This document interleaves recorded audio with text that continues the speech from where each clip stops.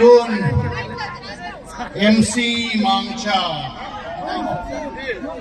Pu Emcy Mangcha an ko de DAMLOU MEL Pu mari pan piu tin amanan sa chai ting le holding la ban ni sikit yu he hello DAMLOU MEL ki chuna sau de na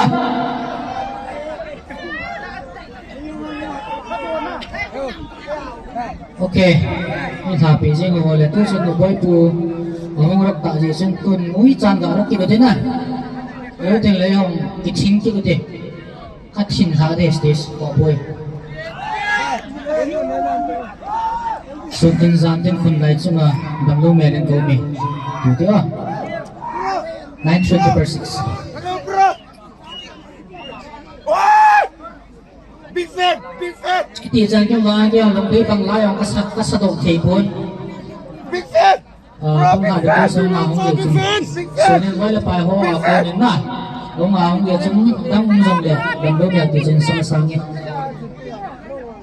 chỉ tiếng lệ giờ những ai thì làm ta đang ăn đồ à làm cái cho biết số cho đồ cho sẽ được hỗ trợ được cái giờ nào sẽ được mua đấy đây là DAMLOU MEL được chưa